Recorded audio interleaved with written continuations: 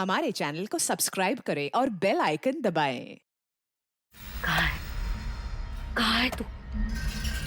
तेरी कितनी हिम्मत! मेरे मेरे पुश्तैनी जायदाद पे नजर रखेगा तू? अगर हिम्मत है तो सामने आके दिखा। मेरे घर की तरफ बढ़ता हुआ तेरा हर एक कदम तुझे भारी पड़ेगा, भारी पड़ेगा।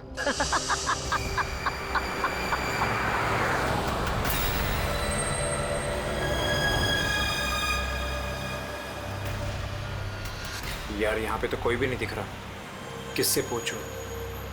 इतना घना जंगल है, कोई साइन बोर्ड भी नहीं है यहाँ पे।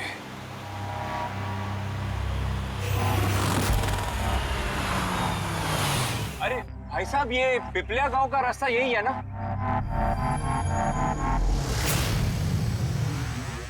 अरे सुनो ना भाई साहब, अरे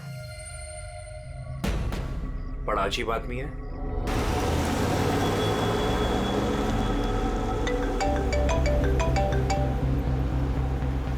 हाय बेबी। हाय, पहुंच गए? बस पहुंचने वाला हूँ। डोंट टेल मी तुम अब तक नहीं पहुंचे। इतने लेट कैसे हो गए? एक्चुअली क्या है, ये जगह शहर से काफी दूर है और यहाँ ज्यादा लोग भी नहीं दिख रहे मुझे। Alright, tell me, are you missing me? Of course, इसमें पूछने वाली क्या बात है? अच्छा, तुम एक काम करो, जल्दी जल्दी ये सारी फॉर्मेलिटीज खत्म कर लो, अपनी सारी कागजी कार्रवाई एंड ऑल दैट। उसके बाद मे बी नेक्स्ट फ्लाइट से I can come and join you in India. What's it?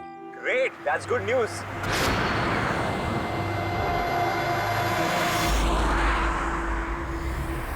अच्छा बेबी, मुझे लग रहा है कि मैं पहुंच गया हूँ, वो मकान दिख रहा है मुझे। अरे ये गेट क्यों बंद है?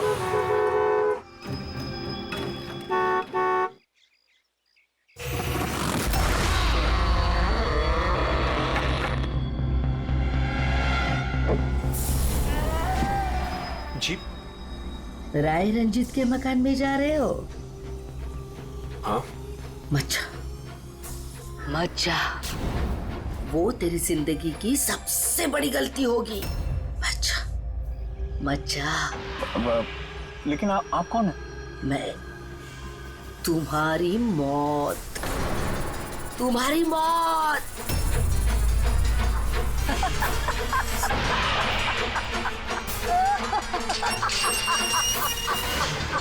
ए बुढ़िया, चल चल, अरे जा। अच्छा वरना तू भी मरेगा, तू भी मरेगा। मत जा वरना तू भी मरेगा, तू भी मरेगा। नसर साहब, आप राज साहब हैं? हाँ हाँ हाँ हाँ। आई। Hello Raj, Raj are you okay? कौन था? हाँ, अरे वंदना, मैं ठीक हूँ, कोई नहीं था और मैं पहुंच गया हूँ। ठीक है, बंगले पे मैं कॉल करता हूँ तुम्हें।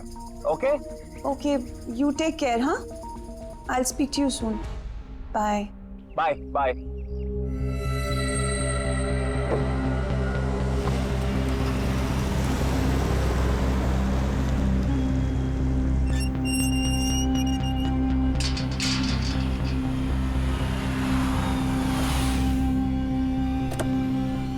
आइए साहब।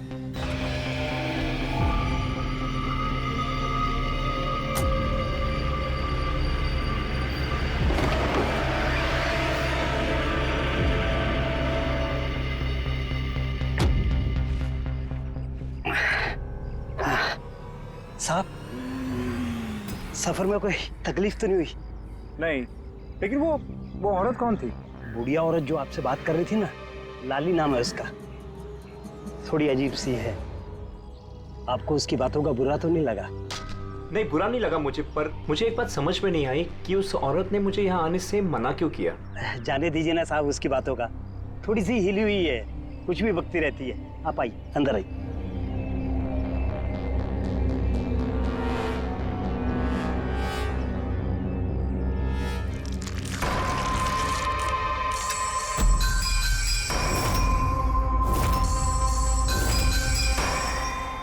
ये आदमी तो मुझे बीच रास्ते में मिला था। उसका नाम कमल है, यहाँ का माली। हमने सोचा अब आप यहाँ पर रहने वाले हैं तो क्यों ना बगीचे के जो रंग बिरंगे फूल हैं फिर से खिल उठाएं। अच्छा, आइए साहब।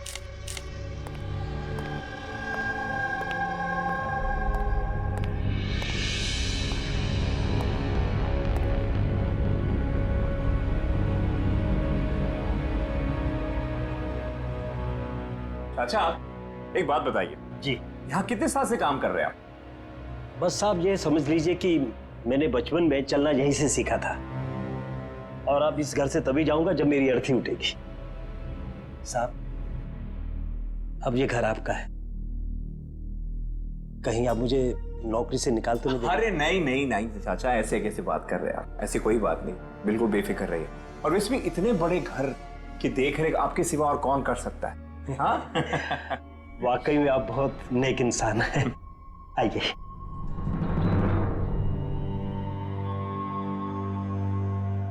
साहब ये है आपका रूम, वॉशरूम उधर है, आप फ्रेश हो जाइए, तब तक मैं आपके लिए खाने पीने का बंदोबस्त करता हूँ। ठीक है।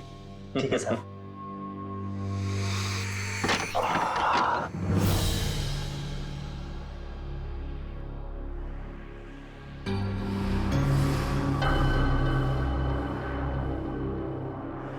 चला जा, चला जा, चला जा, वरना तू भी मरेगा।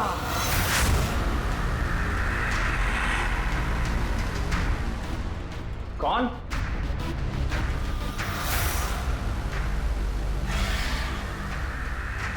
मैंने कहा ना, चला जा।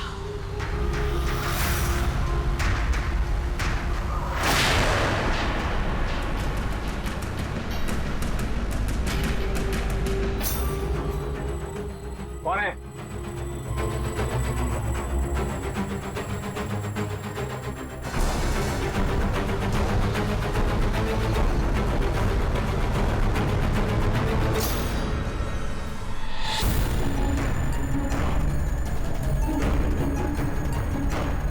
जैसे बाकी लोग मरे हैं, वैसे तू भी मरेगा।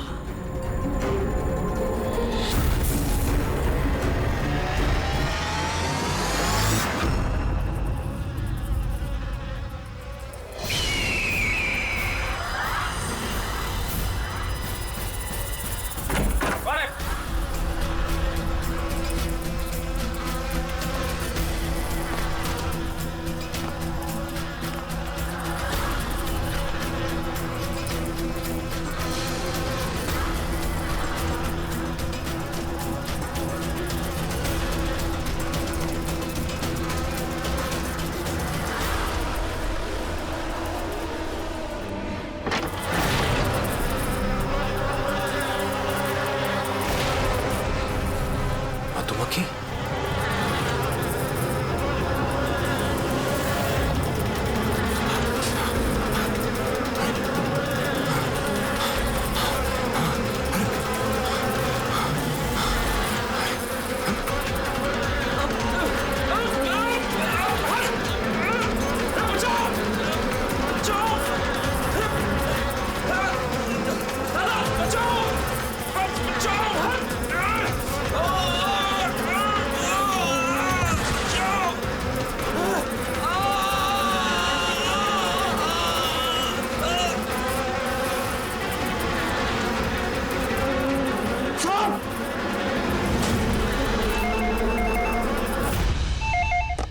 Hello hello, can I speak to ACP Pradyuman please?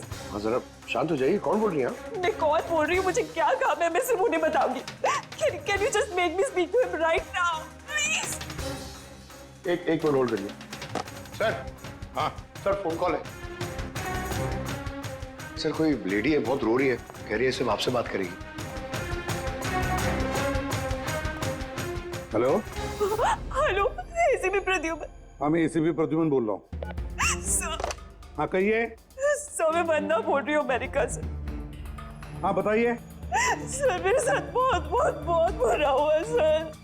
क्या हुआ आपके साथ? सर मेरे फियांसे राज इंडिया गए थे पुश्तैनी मकान खरीदते। सर मधुमक्खियों के काटने से उनकी मौत हो गई। क्या? अच्छा तो बताइए मैं क्या कर सकता हूँ आपके लिए? सर लेकिन मुझे लगता है कि उनकी मौत मधुमक्खियों के काटने से नहीं हुई। इनफैक्ट उनका मर्डर हुआ है। He's been killed. तो ऐसे क्यों लगता है आपको कि उनका खून हुआ है? सर वो जब प्रॉपर्टी खरीदने के बाद कागजी कार्रवाई के लिए जा रहे थे तो तब तब क्या हुआ? सर मैंने साफ साफ सुना था राज को कोई औरत धमका रही थी। कौन थी वो औरत? No sir, I have no clue. जरा एक बात बताइए, क्या आपके राज की यहाँ इंडिया में किसी के साथ कोई दुश्मनी थी, कोई झगड़ा वगड़ा हुआ था? नहीं सर, राज की किसी के साथ कोई एनिमिटी, कोई दुश्मनी नहीं थी। इनफैक्ट राज तो इंडिया में किसी को जानता ही नहीं था। तो फिर कौन कर सकता है ये? कौन जान ले सकता है राज की? क्या आपको किसी पर शक है? नहीं सर, कोई शक नहीं। सर राज तो एक नेक काम करने जा रहे थे। कैसा काम? He wanted to start an orphanage. सिर्फ एक अनाथ आश्रम खोलना चाहते थे वो। वाकई नेक काम है, लेकिन किससे खरीदने वाले थे मकान वो? सब मकान तो वो ऑलरेडी खरीद चुके थे गवर्नमेंट से नीलामी के बाद। वो सिर्फ इंडिया कागजी कार्रवाई के लिए गए थे। देखिए, एक काम कीजिए, सारे के सारे डिटेल्स मुझे भेज दीजिए, मैं आपकी पूरी की पूरी मदद करूंगा, ठीक है? सर मैंने सीआईडी के बारे में बहुत सुना है। सर मुझे भी जस्टिस मिलेगी ना? वंदना जी, मैं आपसे वादा करता हूं, आपको पूरा का पूरा इंसाफ दिलाएंगे हम, और जिसने भी आपके राज के साथ बुरा किया है उसे हम सजा दिलवाएंगे। वंदना, उसका मंगेतर राज अमेरिका से इंडिया आता है मकान खरीदने, अनाथाश्रम चलाने, और राज की मौत होती है मधुमक्खी के काटने से। इंटरेस्टिंग।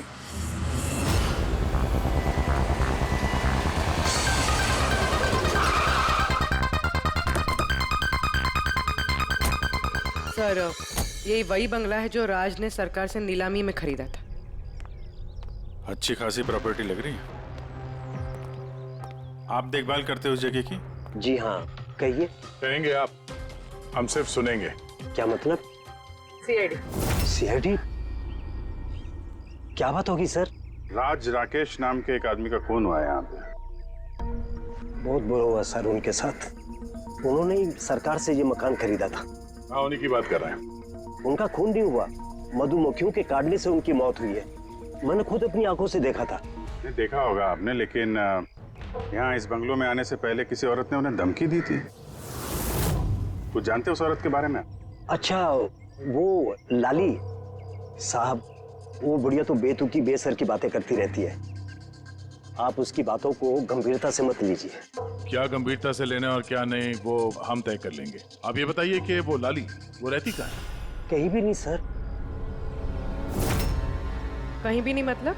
उस बेचारी का ना तो अपना कोई घर है और ना ही कोई अपना परिवार।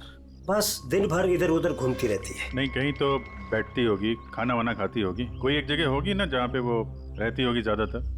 हाँ, पास में एक तालाब है, अक्सर वहीं बैठी रहती है। अच्छा, दे क्या तुम इस लाली से मिल लो, तब तक इस मकान का चक्कर लगा लेता हूँ मैं। ठीक है, अब जरा वो जगह दिखाओ जहाँ पे खून हुआ था। आइए साहब। राज साहब यहाँ गिरे पड़े थे।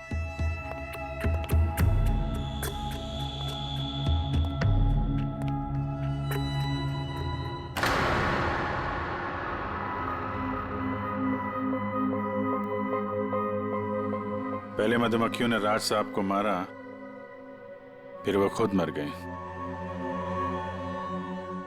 ये मधुमक्खी के हमले यहाँ पे अक्सर होते रहते हैं क्या? नहीं साहब, इससे पहले तो मैंने एक मधुमक्खी भी नहीं देखी यहाँ। पता नहीं राज साहब के पीछे इतनी सारी मधुमक्खियां अचानक कहाँ से आ गई। राय रंजीत की हवेली से आ रहे हो ना तुम लोग?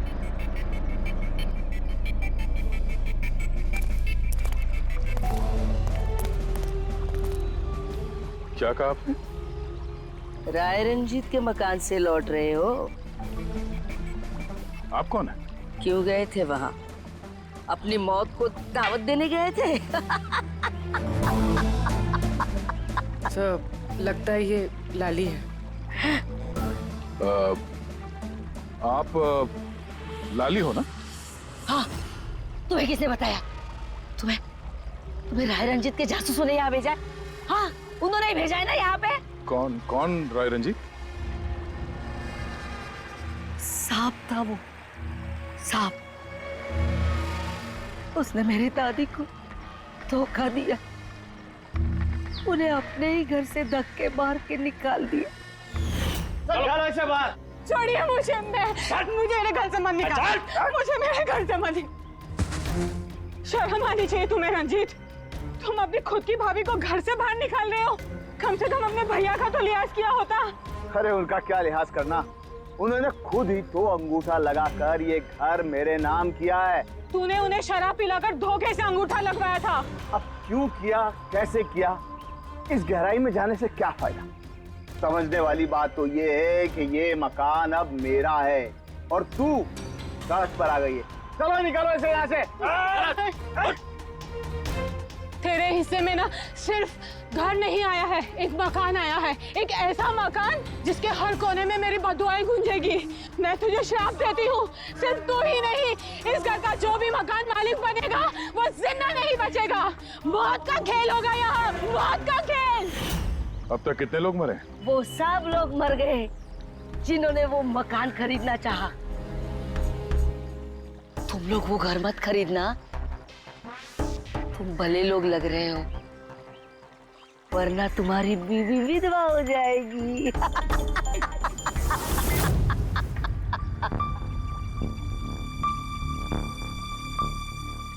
माँ जी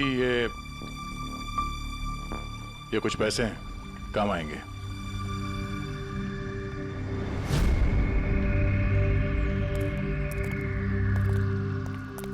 सर, लगता नहीं है इसका राज की मौत में कोई हाथ है। ये तो खुद बेचारी सदमे और विश्वास में लग रही है। हो सकता है राज की मौत कोई मर्डर ही ना हो, कोई हादसा हो।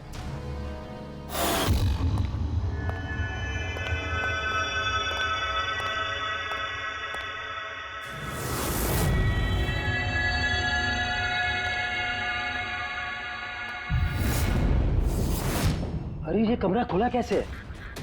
ये तो बंद था। एक मिनट रुको, शायद राज ने खोला।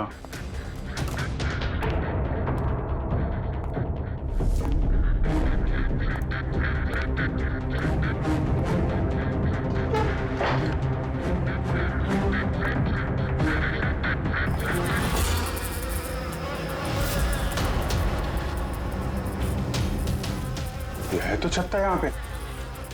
इधर आ। जी सर। ये है मधुमक्खी का छत्ता। अरे मैं पहली बार देख रहा हूँ साहब।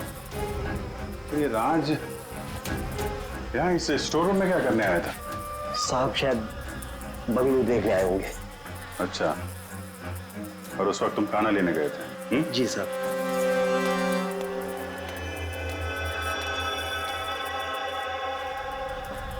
वो कौन है?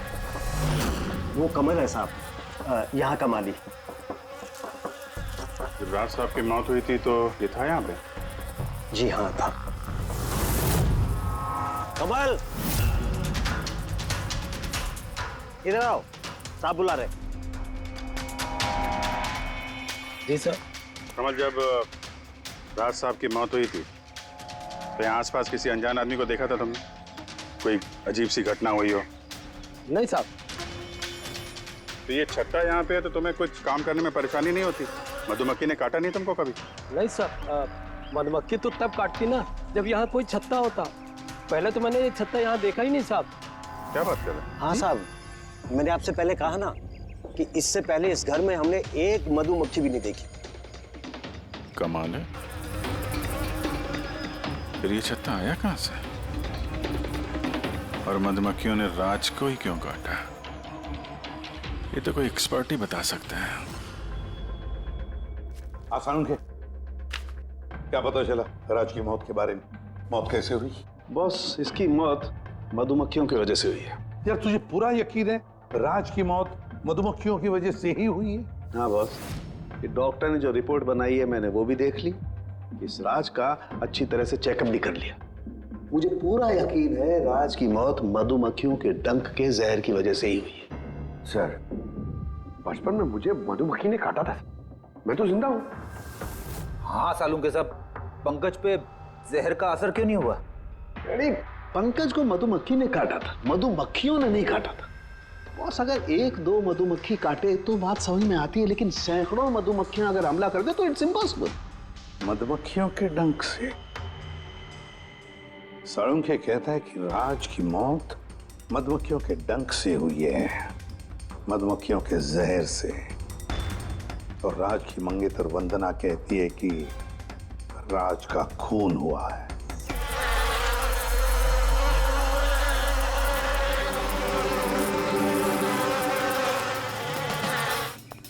100% इस छत्ते को बाहर से लाकर यहाँ पर लगाया गया। मधुमक्खी के छत्ते को किसी और जगह से लाके किसी और जगह लगाया जा सकता है? इतना आसान है? इतना मुश्किल भी नहीं है। शहद के व्यापार के लिए अक्सर ऐसा किया जाता है। आप बता सकते हैं कितने दिन पहले इस छत्ते को यहाँ पे लगाया गया? ज्यादा दिन नहीं, लगभग 2-3 दिन। सर, अगर मान भी ले कि खूनी ने ये छत्ता यहाँ पर इसलिए लगाया था कि वो राज को मार सके, लेकिन उसे कैसे पता था कि ये मधुमक्खियाँ राज पे ही हमला करेंगे, किसी और पे नहीं? मधुमक्खियां बिना वजह किसी पे भी डंक नहीं मारती, क्योंकि डंक मारने के बाद उनकी खुद की भी मौत हो जाती है। तो ऐसी क्या चीज है जो उन्हें उत्तेजित करती है अटैक करने के लिए? देखिए, जब उन्हें लगता है कि सामने वाले इंसान से उन्हें कुछ खतरा है। अच्छा केदार साहब, ऐसा हो सकता है क्या कि मधुमक्खियों को ट्रेन किया जा सके कि वो किसी एक आदमी पे हमला करें? कैसी बातें करते हैं अभिजीत साहब, ये मधुमक्खियां शार्प शूटर नहीं कि कोई भी इन्हें कह दे कि फला फला को डंक मार कर आ जाओ। अच्छा, आपने अभी भी कहा कि ये मधुमक्खी किसी को काटने के बाद ये खुद भी मर जाती है, तो ऐसी क्या मजबूरी है कि वो किसी को काटती है? जरा डिटेल में समझाएंगे? मधुमक्खी जब भी किसी को डंक मारती है तो फेरोमोन नाम का एक गंध छोड़ती है, जिससे कि बाकी मधुमक्खियां सचेत होकर सब मिलकर उस पर हमला कर देती हैं। इसीलिए मैंने पहले भी कहा था, मधुमक्खियां बिना वजह किसी पे भी हमला नहीं करती। जरूर राज ने मधुमक्खी के छत्ते के साथ कुछ छेड़खानी की होगी। सर, खूनी को कैसे पता था कि राज इस छत्ते के साथ छेड़खानी करेगा? कहीं ये मौत वाकई हादसा तो नहीं? नहीं पूर्वी, राज के आने के ठीक 2 दिन पहले इस छत्ते को यहाँ पे लगाना ये कोई सहयोग तो नहीं हो सकता। सर, राज की मौत के बाद ये घर वंदना के नाम हो जाएगा, कहीं इन सबके पीछे वंदना तो नहीं है? वंदना इंडिया कब आ रही है? What nonsense! How could you even think like that? आप ऐसे कैसे सोच सकते हैं कि राज की मौत के पीछे मेरा हाथ हो सकता है? और फर्ज कीजिए कि राज की मौत के पीछे मेरा हाथ था, तो मैं आप लोगों को फोन क्यों करती? पुलिस तो ऑलरेडी ये केस क्लोज कर चुकी थी ना। देखिए, हम सिर्फ पूछ रहे हैं। वैसे राज जी के बाद ये मकान किसके नाम पे है? I don't know. राज ने गवर्नमेंट से मकान खरीदा था, तो शायद गवर्नमेंट को वापस मिल गया। मुझे अभी तक कोई नोटिस नहीं आया। हाल फिलहाल में राज का किसी के साथ कोई झगड़ा हुआ था? I have already told you that. राज एक नेक दिल इंसान थे और उनका किसी से दुश्मनी होना was impossible. अगर मुझे पता होता कि राज की नेक दिली उनकी जान ले लेगी तो मैं उन्हें कभी इंडिया आने ही नहीं देती। ये अनाथ आश्रम खोलने का ख्याल राज जी के दिमाग में कैसे आया? राज खुद अनाथ थे, इसलिए वो दूसरे अनाथ बच्चों की फीलिंग समझते थे। वो अनाथ बच्चों को घर जैसा माहौल देना चाहते थे, और जैसे ही उन्हें पता चला कि गवर्नमेंट ये मकान नीलाम कर रही है, तो राज ने सबसे ऊंची बोली लगाकर ये मकान खरीद लिया। तो कहीं इस राज की मौत का कारण ये घर तो नहीं है? हो सकता है कोई और भी इस घर को खरीदना चाहता था, राज बीच में आ गया इसलिए। What? कोई इतना नीच कैसे हो सकता है? इस दुनिया से इंसानियत उठ गई है क्या? इंसानियत है वंदना जी, इंसानियत है, लेकिन कुछ लोग हैं जो इंसानियत में जहर घोलने पे तुले हुए हैं। पता करते हैं किस किसको दिलचस्पी थी इस प्रॉपर्टी में। देखिए सर, मैं आप लोगों को नहीं बता सकता हूँ कि राज जी के अलावा किन किन लोगों ने इस नीलामी में हिस्सा लिया था। सॉरी। क्यों नहीं बता सकते? देखिए, ये सरकारी सर इंफॉर्मेशन है, ऐसे किसी के साथ शेयर नहीं कर सकता हूँ मैं। हम भी तो सीआईडी का ही काम कर रहे हैं। हाँ, वो सब ठीक है, लेकिन क्या है कि अगर सरकारी नोटिस मिल जाए तो मैं ये आपको इंफॉर्मेशन दे सकता हूँ, उसके बिना नहीं दिखा सकता सर।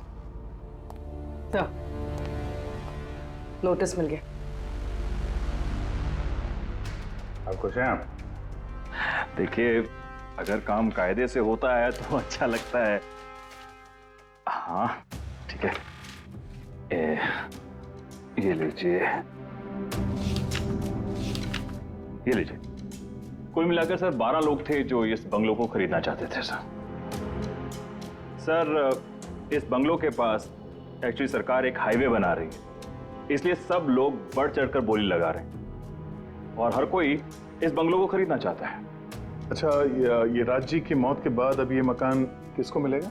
देखिए, राज जी ने कागजी कार्यवाही पूरी नहीं की थी, इसलिए नीलामी अब दोबारा से होगी और जो विजेता होगा उसको ये बंगलो मिल जाएगा। I see। और ये नई नीलामी कब होगी? देखिए सर, अभी उसकी डेट तो तय नहीं है सर, लेकिन आपको एक बात और बताना चाहूंगा सर कि राज जी से जितने भी बिल्डर्स थे वो काफी भड़के हुए थे, काफी नाराज थे, क्योंकि उन्होंने सबसे ज्यादा बोली लगाई थी। नहीं सर, एक्चुअली उन्होंने डेडलाइन के बाद बिड सबमिट की थी सर, इसी वजह से लोग नाराज थे उनसे। लेकिन अगर डेडलाइन के बाद उन्होंने बिड किया था तो सरकार ने एक्सेप्ट कैसे कर लिया? सर एक्चुअली वहां पर वो अनाथ आश्रम खोलना चाहते थे और सर अमेरिका से जो इंडिया का वक्त का फर्क है सर वो 9.5 घंटे का है, इसलिए सरकार ने वो बिड एक्सेप्ट कर ली थी। देखिए, अब घर तो उसी को मिलेगा जिसकी किस्मत में होगा सर। किस्मत में नहीं भी होगा तो उसने अपनी किस्मत की रेखाएं बदलने के लिए कोशिश तो की होगी और जरूर इस लिस्ट में से ही कोई होगा वो। ललित जी, अब तो ये दोबारा नीलामी होगी, तो जिन लोगों ने अप्लाई किया है इस दूसरे नीलामी के लिए, क्या हम उनकी लिस्ट देख सकते हैं? नो सॉरी, ये लिस्ट आपको मैंने इसलिए दिखा दी कि ये नीलामी हो चुकी है, लेकिन वो जो नई लिस्ट आने वाली है सर वो तो आप किसी भी कीमत पर नहीं देख सकते। अरे अरे अरे अरे साळुंखे, तू क्या करने क्या जा रहा है यार? क्या सुन रहा हूं मैं? जो सुना है सही सुना बस। क्या सुना? रिजाइन हो रहा है तू? हाँ। क्यों क्यों? बस मेरा टाइम आ गया। क्या टाइम आ गया? 1 मिनट टाइम है यार अभी। अरे ये टाइम नहीं यार। तो फिर देखो, हर इंसान को लाइफ में एक न एक दिन रिटायरमेंट लेना पड़ता है ना, चाहे वो क्रिकेटर हो, म्यूजिशियन हो, कोई भी हो। मेरा भी टाइम आ गया, मैं भी रिटायरमेंट ले रहा हूँ। अबे कहाँ जा रहा है तू? ये देख लो। ये क्या है? देख लो देख लो। यार क्या तू कर रहा है साळुंखे? समझ में नहीं आ रहा है। ये एयर टिकट कहाँ जा रहा है? हाँ, लंदन। अरे वाह रे वाह। पंकज कैंसिल कर। नहीं कैंसिल नहीं होगा। अबे रिफंड मिल जाएगा, पैसे वापस मिल जाएंगे, कल की टिकट है, डोंट वरी। मुझे रिफंड नहीं चाहिए, मैं जा रहा हूँ वापस। यार तू ऐसे कैसे जाएगा? क्या हुआ क्या? अरे इतनी बड़ी गलती होगी कि शर्म आ रही है अपने आप पर। ऐसी कौन सी गलती हो गई? वो मधुमक्खियों वाला केस। ओहो, मधुमक्खियों वाला केस। हाँ यार, हादसा नहीं है बॉस, वो खून है खून। यही मुझसे गलती हो गई। मधुमक्खी के एक्सपर्ट से बात हो गई तेरी? क्या बताया उसने? यार एक्सपर्ट से भी बात की, मैंने अच्छी तरह से चेक भी किया, तब मुझे पता पड़ा ये तो हादसा नहीं है, खून है। मधुमक्खियों को तो वो हथियार के तौर पर इस्तेमाल कर रहा है यार। साळुंखे साहब, वो किसे? देखो, मधुमक्खियां कब आती हैं इंसान के पास? जब उन्हें फेरोमोन की गंध आती तभी ना। हाँ, जब उन्हें इंसानों से खतरा लगता है तब मधुमक्खियां इंसान के पास आती है, डंक मारती है। बस यार, यही मुझसे गलती हो गई। ये मैंने सोचा ही नहीं कि फेरोमोन तो बनाया भी तो जा सकता है ना यार। हाँ यार, फेरोमोन तो आर्टिफिशियली भी बनाया जा सकता है, लेबोरेटरी में, फैक्ट्री में। मतलब किसी ने ये आर्टिफिशियल फेरोमोन बनाया और वो किसी भी तरह से राज के शरीर पर लगा दिया। बस मधुमक्खियां आ गई और उस पर अटैक कर दिया।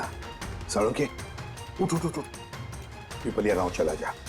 वहां पे जहाँ पे राज का खून हुआ, राज का सारा सामान चेक कर, पता तो चले ये फेरोमोन वहां पर आया कैसे और किसने इस्तेमाल किया ये फेरोमोन राज पर। Yes boss. ये रहा सर, राज का सारा सामान इस सूटकेस में। ठीक है सर, एसीपी साहब बता रहे थे आप रिटायर होने वाले हो। कब है आपका लास्ट वर्किंग डे? आपके लास्ट वर्किंग डे से 1 दिन के बाद। मतलब नहीं आ रहा है। अच्छा दया, एक काम करो, मैं बाहर जाता हूँ और तुम जो है ना, एक एक करके सामान मुझे बाहर पकड़ाओ, तो पता करते हैं कि कौन से सामान में फेरोमोन है। ठीक है? जी सर। ये पकड़ेंगे आप? जरा रख लीजिए थोड़ी देर के लिए। दिखेगा ना बाहर? दिखेगा। मधुमक्खी है इसके लिए कह रहा था। अभिजीत हो तुम।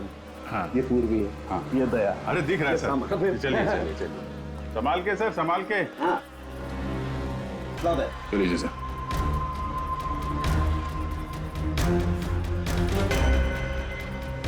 नहीं, इसमें फेरोमोन नहीं है। अरे सर संभल के। अरे कुछ नहीं, जिसमें फेरोमोन होता है उसी पे अटैक करती है।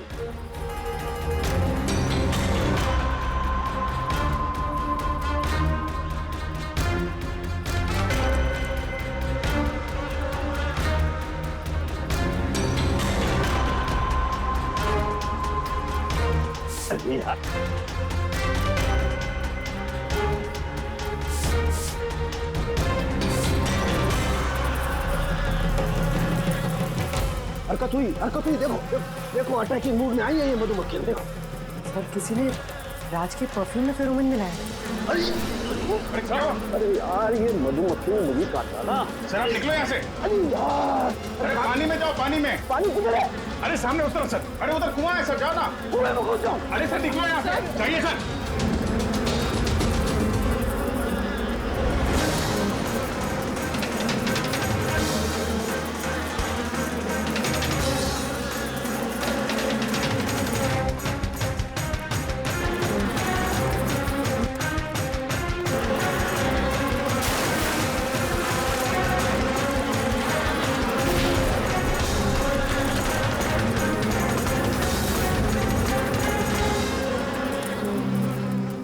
आप ठीक हो सर? बाप रे बाप, ये मधुमक्खियां आपको रिटायर नहीं होने देंगी सर।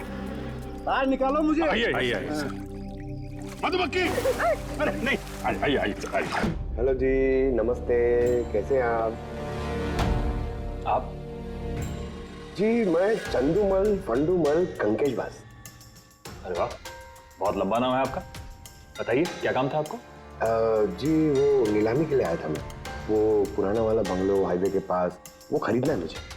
सर ऐसे नहीं खरीद सकते हैं सर, उसमें नीलामी होगी तभी वो जो जीतेगा वही खरीद सकता है। अरे तो पैसा लगाएगा ना, मैं पैसा लगाएगा। देखिए अब टाइम नहीं बचा है, सिर्फ 15 मिनट बचे हैं, आप लेट हो गए। अरे क्या बात कर रहे हैं सर, 15 मिनट में क्या क्या हो जाता है। ये देखिए ना, मैं तो ये बेड का लिफाफा भी लाया हूँ, ये देखिए। राकेश इधर रजिस्टर लेकर आ।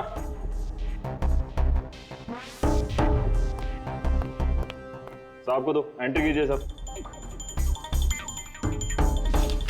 हाँ यहाँ पर एंट्री कर दीजिए। अच्छा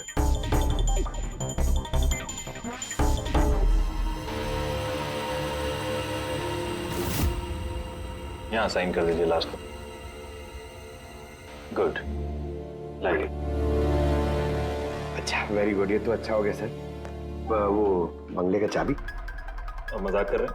अरे चाबी ऐसे थोड़ा ना मिलता है। अरे भाई बोली लगेगी, नीलामी होगी, उसके बाद जो जीतेगा उसको मिलेगा। भाई क्या बात कर रहे हैं आप? बेट तो मैं ही जीतूंगा, ये पक्का है। भाभी और बच्चों को मेरा प्यार देना, ठीक है सर? Thank you. पता नहीं कहाँ कहाँ से चले आते हैं, कमाल है।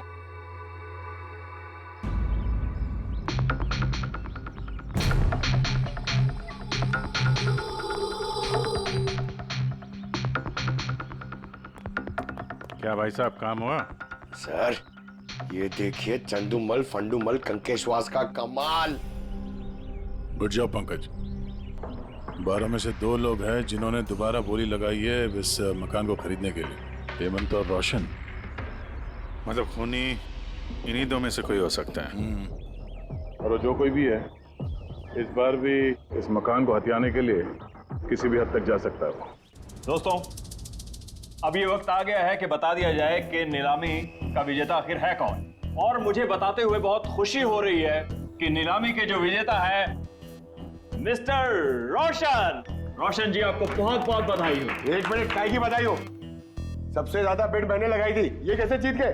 देखिए भाई साहब, आपको कोई गलतफहमी हुई है। सबसे ज्यादा बेट मिस्टर रोशन ने लगाई थी, इसलिए रोशन को मकान दे दिया गया है। ऐसा हो ही नहीं सकता। मैंने बहुत ऊंची बोली लगाई थी, ये बेट मुझे मिलनी चाहिए थी। आप ऐसे ही बात कर रहे हैं सर, मैंने तीनों लिफाफे चेक किए हैं और चेक करने के बाद मिस्टर रोशन की कीमत सबसे ज्यादा थी, इसलिए मिस्टर रोशन को मकान दे दिया गया है। प्लीज कम ऑन यार, अब हार गए हो तो बच्चों की तरह रो मत। बिजनेस है, ऊंच नीच होती रहती है। बिजनेस में बेईमानी नहीं चलेगी। ये दिखाइए, आप पहले वो लिफाफे दिखाइए, मुझे अभी देखना है किसने कितने बिट करी है। दिखाइए दिखाइए दिखाइए, लाइए। मुझे भी चेक। नहीं नहीं नहीं, ये नहीं दिखा सकते, ये नियम के खिलाफ है। चीटिंग करना भी नियम के खिलाफ है। मैंने 7 करोड़ की बिट करी है। 4 करोड़ इनके अभी हेड ऑफिस से फोन आएगा और बोलेंगे कि मैंने सिर्फ 3 करोड़ लगाए। कोई फोन नहीं 4 करोड़ कम। आपके कहने से फोन आएगा। चलो उठाओ, फोन उठाओ तुम्हारा अभी। ये मुझे क्या करना है क्या नहीं करना है आप मुझे नहीं बताएंगे। आप ललित जी, आप तो बड़े कायदे कानून की बातें किया करते थे और फोन भी नहीं उठा रहे हैं। भाई ये तो बहुत गलत बात है। आप ब्यूरो चलिए हमारे साथ। आप कहाँ खिसक रहे रोशन जी? आप हमें मिठाई नहीं खिलाएंगे? नई प्रॉपर्टी ली है आपने? आइए, आप ही आइए। आइए आइए। सर रोशन जी बिल्कुल ठीक बोल रहे हैं सर। सर रोशन जी का इससे कुछ लेना देना नहीं है। जो भी फ्रॉड हुआ है सर मैंने किया है। ये रोशन का जुर्म अपने सिर पर क्यों ले रहे हो? अच्छा खासा पैसा दिया है क्या रोशन ने तुम्हें? और एक बात याद रख लो, ये पैसा खर्च करने को नहीं मिलेगा क्योंकि तुरंत फांसी होगी तुम्हें। सर इतनी सी बेईमानी के लिए फांसी चढ़ा देंगे? नहीं, बेईमानी के लिए नहीं, खून के लिए फांसी होगी। सर खून किसका खून सर? राज राकेश का खून, जिसने पिछली नीलामी में वो प्रॉपर्टी खरीदी थी। सर लेकिन मैंने किसी को नहीं मारा है सर। सर मैंने नहीं मारा है सर किसी को। पता है इस रोशन ने मारा है। तो इसकी पोल खोल दो, वरना इसके पाप का मटका तुम्हारे सिर पे फूट जाएगा। सर ये क्या कह रहे हैं सर आप? मैं भला राज को क्यों मारूंगा सर? इस प्रॉपर्टी के लिए, और किस लिए? क्या कह रहे हैं आप सर? सर मैं मानता हूं कि मैं ललित के साथ मिलकर नीलामी में छोटी मोटी हेरा फेरी करता था, पर सर एक प्रॉपर्टी के लिए किसी का मर्डर थोड़ी कर दूंगा मैं। मतलब तुम्हारे कहने का मतलब है तुमने ये खून नहीं किया? नहीं सर। चल ठीक है, पूर्वी जरा वो परफ्यूम लाना।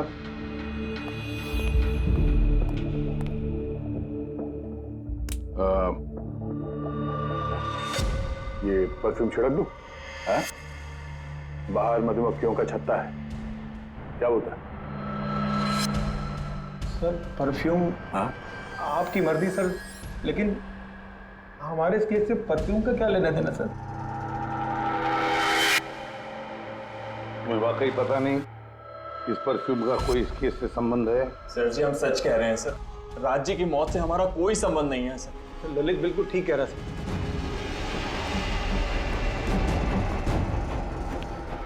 अगर ये खून रोशन ने नहीं किया है तो फिर बचता है वही एक। इन कागज से साबित होता है कि तुम राय रंजीत के पोते हो। तुम्हारे पास तो बहुत बड़ी वजह थी इस मकान को वापस पाने के लिए, क्यों? देखिए, राय रंजीत का पोता होने से यह साबित नहीं होता कि यह खून मैंने किया है। हेमंत जी, खूनी कभी कभी अपने जुर्म के सबूत अपने साथ लेकर चलता है, जैसे तुम। मैं समझा नहीं। मैं समझाता हूं। ये रहे सबूत। कमाल है सालू के साहब, सेफ्टी सूट पहनने के बावजूद भी आप दोनों को मधुमक्खियों ने काटा। हाँ, कभी कभी सेफ्टी सूट पहनने के बाद भी मधुमक्खियां डंक मार सकती हैं, और फिर मधुमक्खी के छत्ते को इधर से उधर ले जाने में तो और भी ज्यादा अटैक हो सकता है, नहीं? जी देखिए, वो दरअसल बहुत हो गया हेमंत, तुम्हारी बेगुनाही का और भी कोई सबूत चाहिए? जी नहीं, मैंने ये सब किया था। जब राज बंगले में घुसा तब मैं वहीं था, और मौका देखकर मैं बंगले में घुस गया था। मैंने परफ्यूम की बोतल के अंदर फेरेमोन मिला दिया। उसके बाद राज को आवाज से डिस्ट्रैक्ट किया, मधुमक्खी के छत्ते तक लेकर गया, और उसके बाद का काम मधुमक्खियों ने कर दिया था। मुझे मेरा पुश्तैनी मकान वापस चाहिए था। वाह रे वाह, अपने पुश्तैनी मकान के लिए तुमने एक नेक इंसान का खून कर दिया। कानून तुम्हें कभी माफ नहीं करेगा। तुम्हें कम से कम आजीवन कारावास की सजा होगी। ले जाओ इसे Pankaj.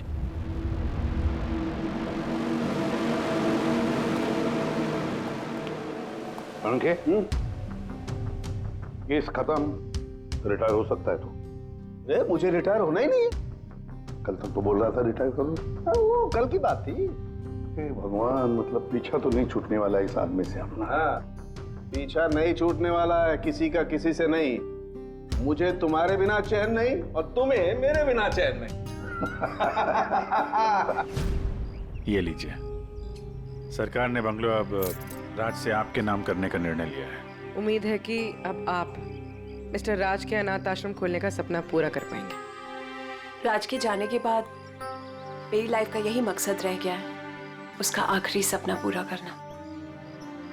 But thank you so much Raj को जस्टिस दिलाने के लिए। हमने जो कुछ भी किया वो तो हमारा फर्ज था। आपको और कोई मदद की जरूरत हो तो हमें जरूर याद करिएगा। कभी कभी आते रहिएगा, उन बच्चों को भी आपसे इंस्पिरेशन मिलेगी। ये भी कोई पूछने की बात है? हो सकता है उन बच्चों में हमें कोई हमारा नया सीआईडी ऑफिसर मिल जाए।